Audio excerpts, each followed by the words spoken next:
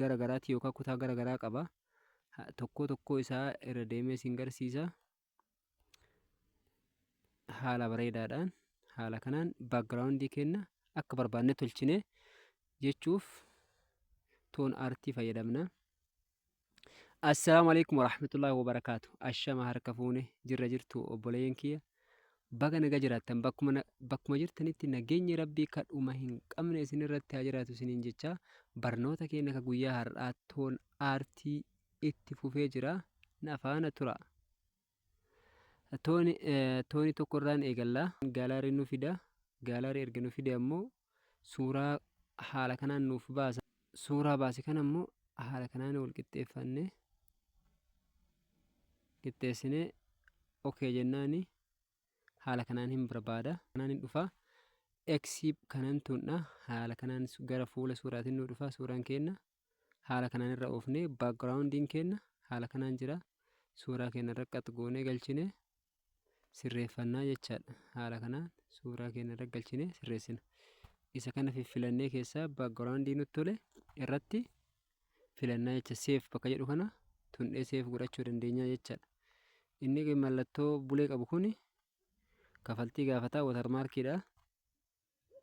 Garuu isinii jijjiira.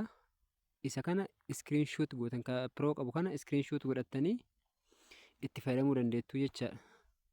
Haala kana of duuba deebi'aniin toon aartii tokko isin garsiisee jira.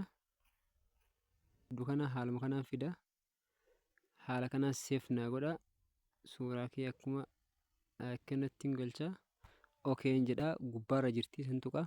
Haala kanaan naaf baasa. Suuraan garana jijjiirame gara kaartoonitti jijjiirame haala kanaan dhufee jira. Ani ammoo qaxxi godhee galcha. Isa barbaade immoo itti file. Baakgiraawundii kee ka barbaade gosa kanaan kun amma seef gochuu dandeenya. Seef jennaani haala kanaan seef ta'ee jira. Maal goona buusuudhaaf Instagiraamni jira, Feesbuukiin jira, Waasaappiin jira, sheeriin jira. Amma maal goona Waasaappii jettu kana isheerra dhoofna. Haala kanaan amma na ergee jira. Amma maal godha eega gara kanan naa dhufe mallattoo qalamaa kana ka harka mirgaa gubbaarra jirtu taatti aantee isii kana gad tuqa. Maal godhuu deema mallattoo kana irraa balleessuu deema. Toon aartii isa jedhu kana watarmaarkii kana balleessuu deema. Jala kanarra mallattoon afur hin jira. Isa arfaffaa kanan tuqa.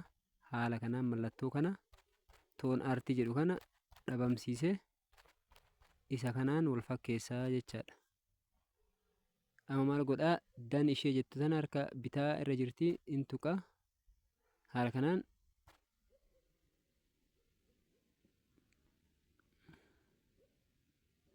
tuqee jira. Amma ergamee jira. Maal godha amma tuqaa sadii mallattoo harka mirgaa gubbaarra jirtu tuqaa sadii tana isiin tuqa. Haala kanaan seef bakka jettu kana hin tuqa. Amma seef naa ta'ee jira jecha gaalaarii keessatti.